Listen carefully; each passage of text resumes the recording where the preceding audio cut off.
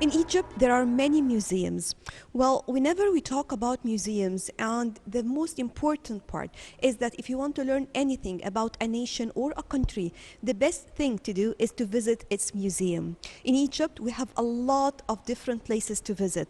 Well, we talk about museums in Egypt, we are talking about museums that have more about our cultural heritage. We have museums that reflect modern Egypt. Well, this is our competitive advantage when it comes to museums because where else on the world that you will find such great museums? Today we are talking about the Geyer Anderson Museum. It is one of the most important museums. Well, we can say that it is one of the best preserved examples of the 17th dynasty, actually reflecting the domestic architecture. Well, we're going to find out more about the Geyer Museum. It is just adjacent to Ahmed ibn Tulun Mosque in the area of Sayyida Zainab. Let's find out together more about the Geyer Anderson Museum.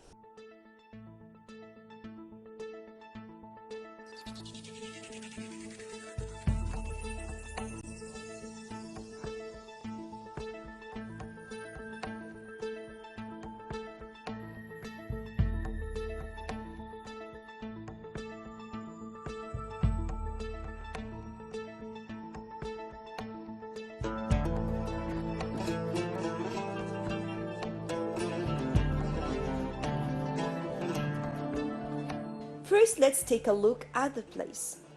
At one time, the house was the residence of Geyer Anderson, a British officer in the Egyptian army and a breed of individual known as an Orientalist. That is why we also call it Geyer Anderson Museum.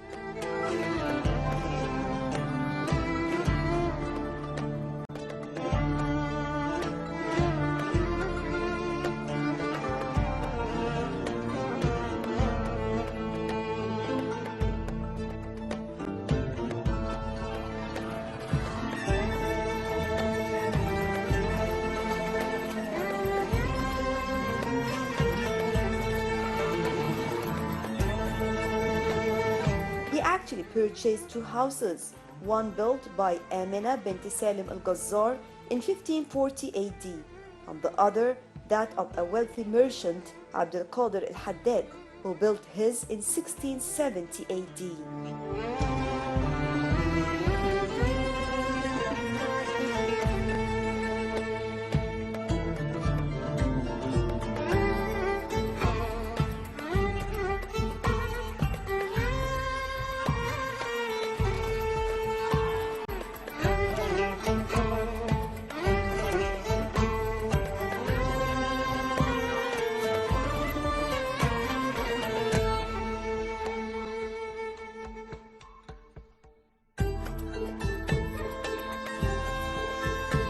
Geyer then joined the two houses by a veranda above both of the gardens. He also worked for the Egyptian government as a physician. The house was made into a museum in 1937 when the Egyptian government decided to transform it to be a well-preserved example of early Ottoman domestic architecture.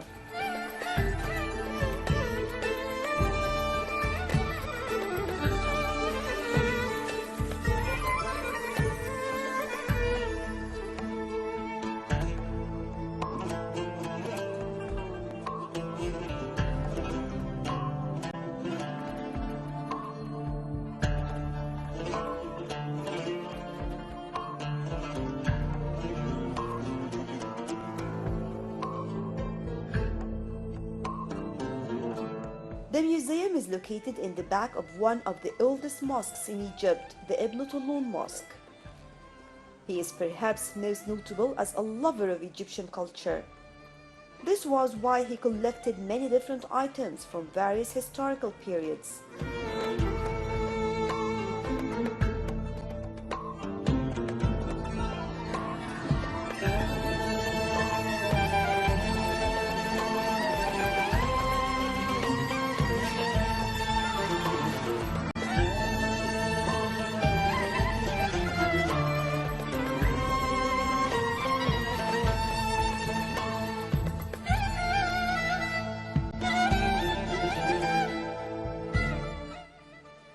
He filled the house with his collection of Oriental furniture, glassware, crystal carpets, silks, and embroidered Arab costumes.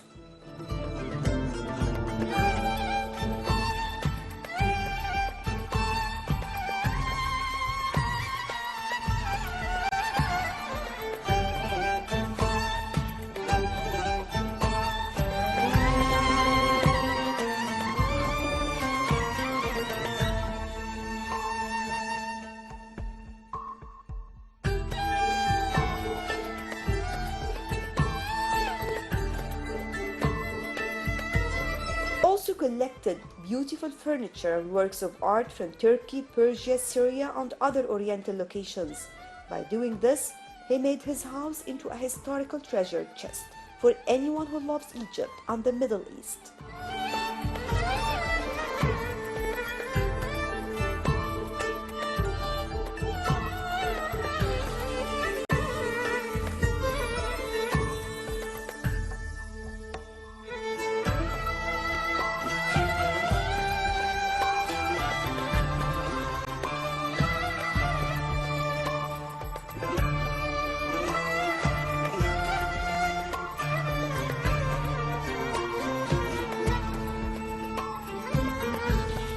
The house represents an excellent example of what life was like for wealthy merchants in Egypt during the 1700s.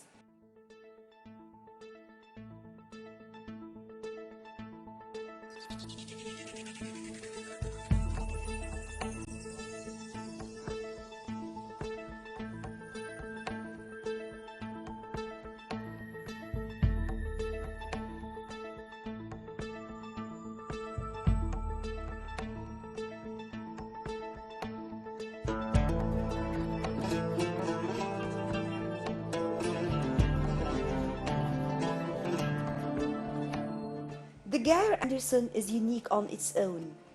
Maybe this is because the house, including the ceilings, the walls, the corridors, and the doors, are among the most interesting displays. Or maybe because the museum was once a house and people once lived here.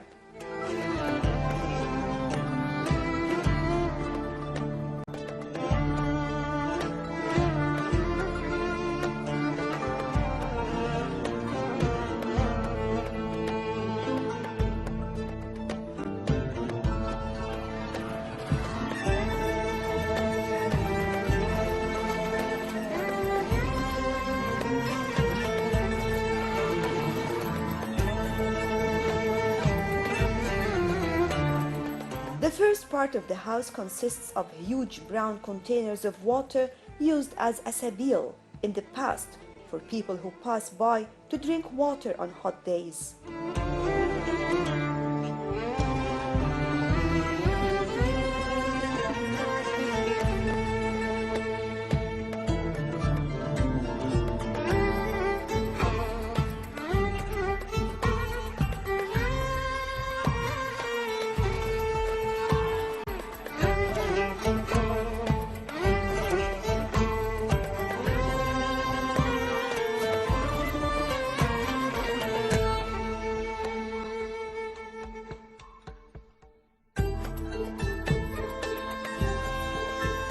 A sabil is part of the Islamic Cairo culture, though it usually refers to a fountain. Afterwards, there is a small corridor that takes one to the open-air hall in the ground floor of the house. This corridor is filled with blue plates that Anderson purchased from Persia, and they were used to decorate the walls.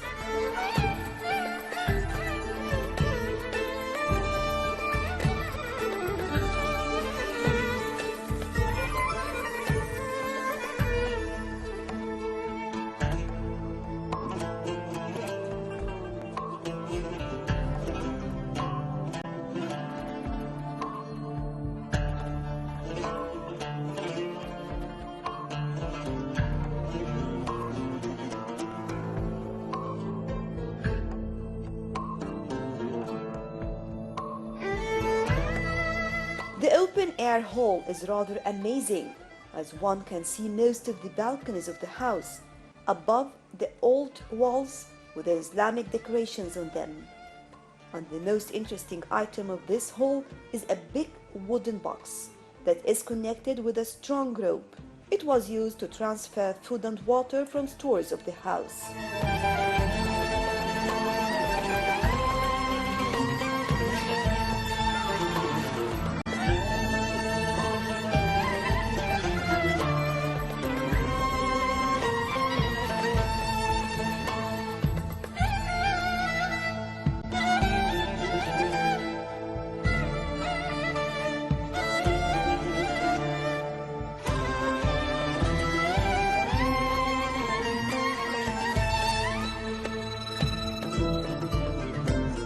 The next corridor has pictures of the house and the Ibn Tulun Mosque in the past, and they depicted how it changed over the years. There are also some floor plans and maps of the house and the mosque.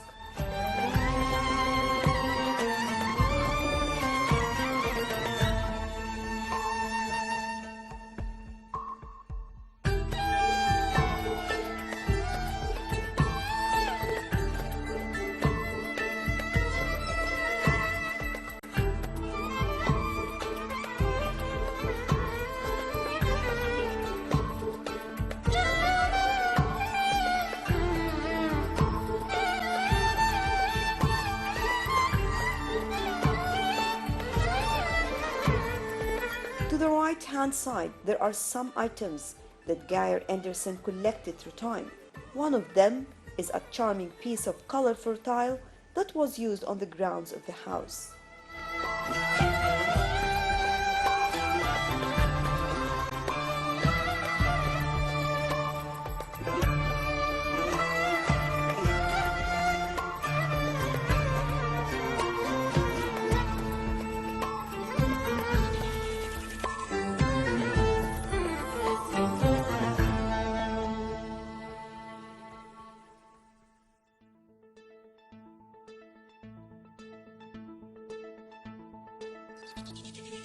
In this room, many of these plates are on display, such as the landing of Nuh's Ark plate. Usually these sabils are connected to a school or a mosque, but here it is connected to the Geyer Anderson house and dates to 1631.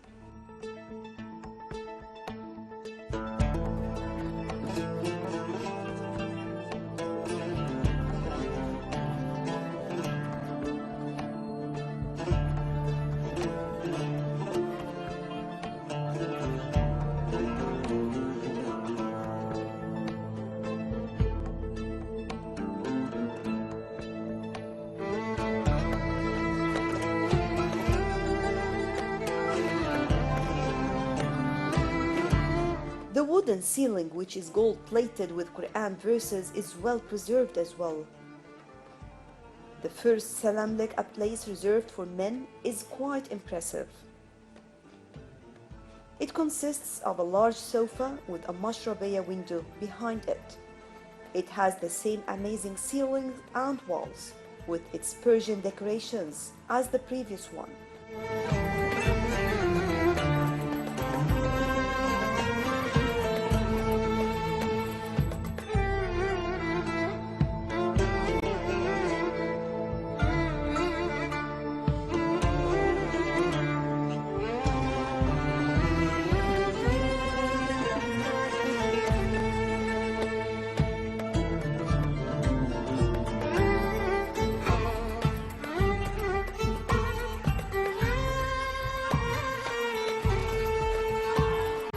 There are also some alabaster tables with Quran verses written on the circular edges. There are also colorful boxes that were used to keep valuables.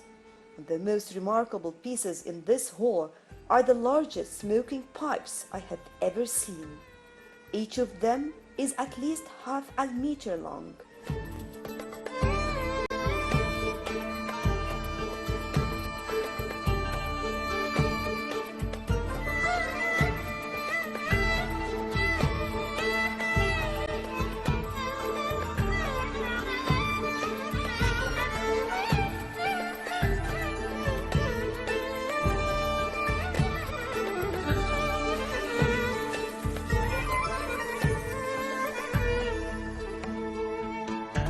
Then we moved on to the summer salamlik room.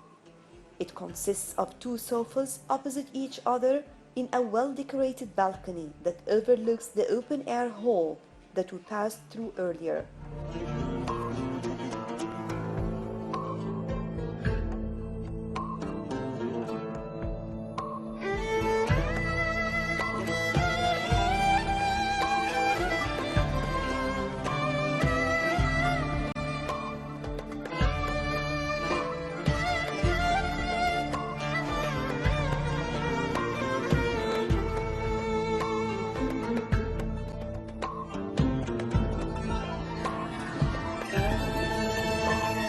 In the middle, there are beautiful brass tables with Quran and Islamic decorations. There are also some small ornate wooden chairs. This balcony looks like it is a place that really shows how people used to live here years ago.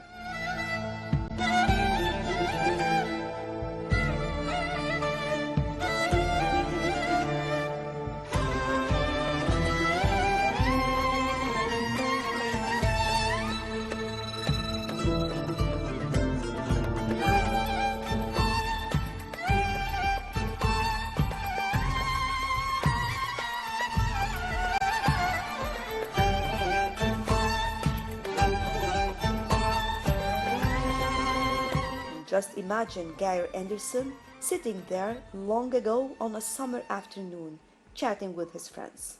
It makes one feel as though one has entered another period of time.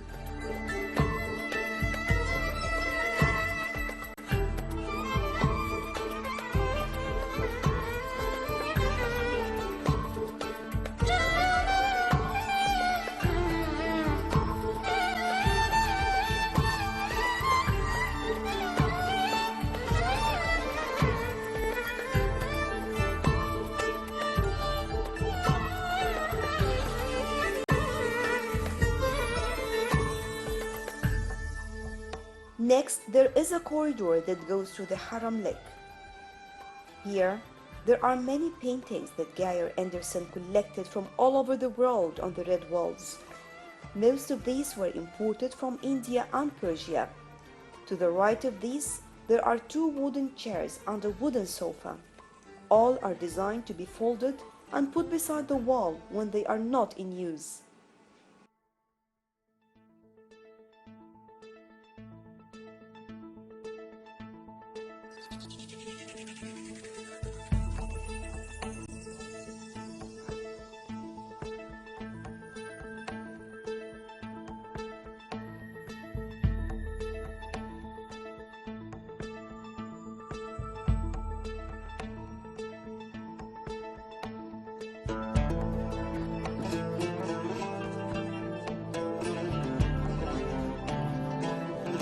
The Haramlik was an area reserved for women, and the word Haramlik is derived from the word harim, which can be translated as women in Arabic. This Haramlik is a big hall full of furniture and mashrafiyya windows.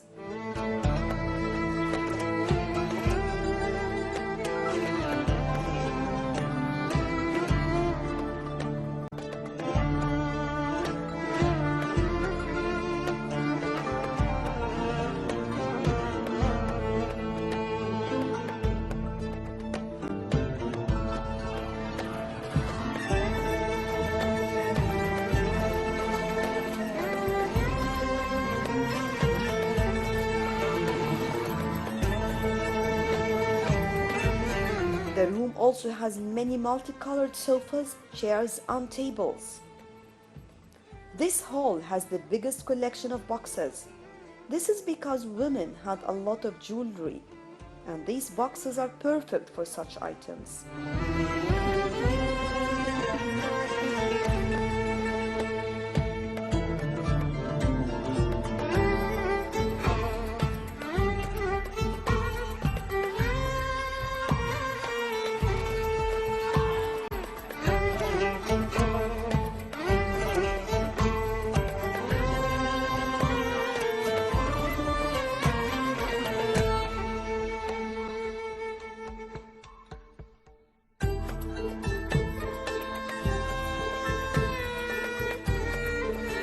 Afterwards, we went to the third floor of the house that has the writing room.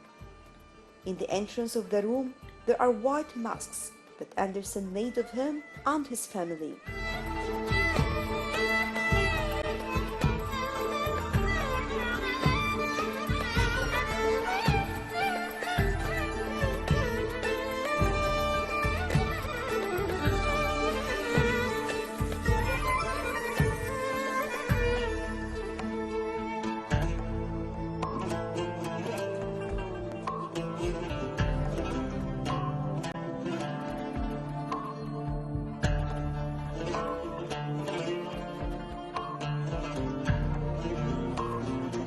They are very well made and show some good details. There were also fascinating, colorful pieces of glass that were used to decorate the room.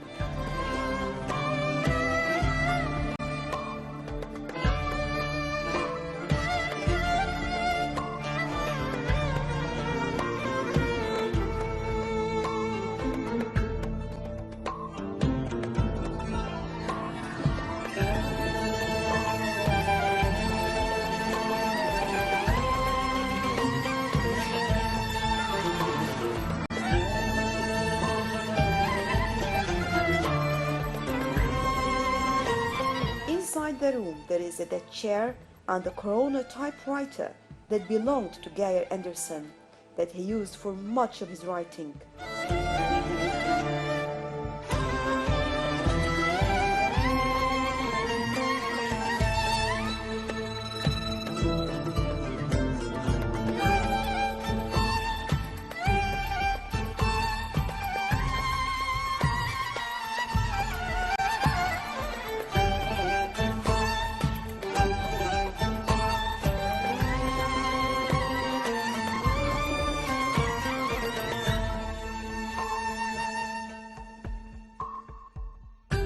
All around the walls of the room, there are many photographs of Geir Andersen alone and with his family.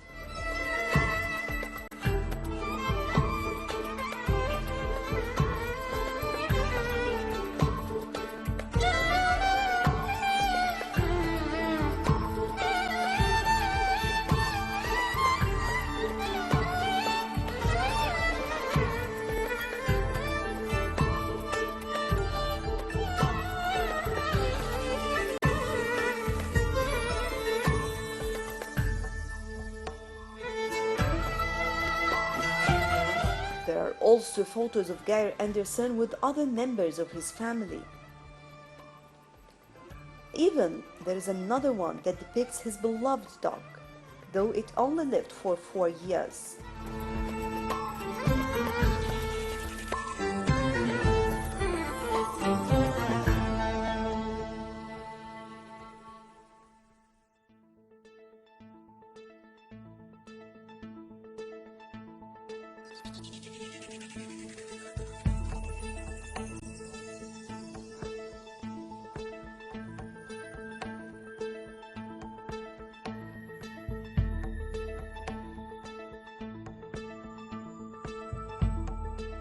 Our next stop was the roof terrace of the house. Here, Mashrabeya screens use wood patterns to spell out important Islamic phrases, such as La ilaha illallah Muhammad Rasulullah, which means there is no God except Allah, and Muhammad is the Prophet of Allah, peace and blessing of Allah be upon him. There are also a lot of square Mashrabeya pieces with the word Muhammad or Allah written on them.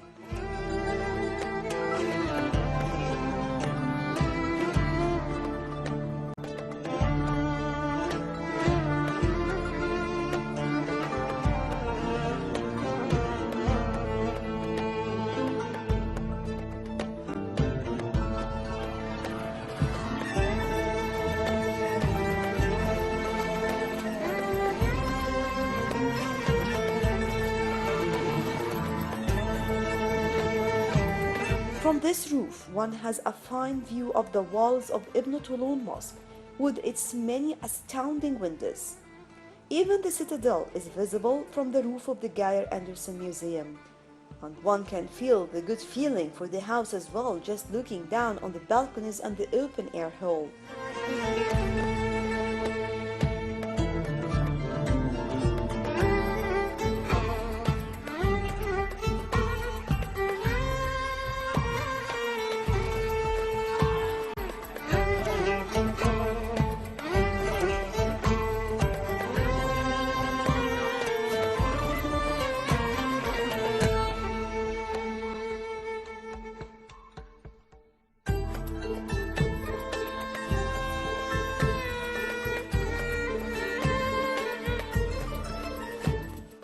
a number of displays on the walls, such as a sun clock made of tile. It was used in the year 1273 to tell the times for prayers. There is also the oldest set of modern water taps and sinks I have ever seen. These taps are very well preserved and look as though they might still be operational. Next to the walls of the roof, there are big containers that were used to keep oil, food, and other supplies for the house.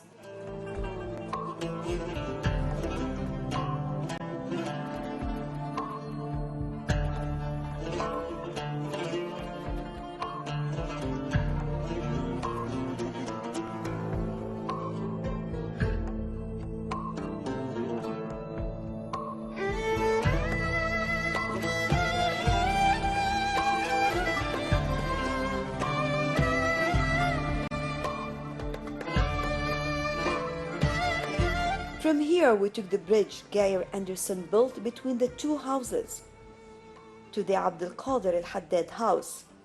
The first room of this house is the bedroom of Geyer Anderson. It is a small room compared to many of the other rooms.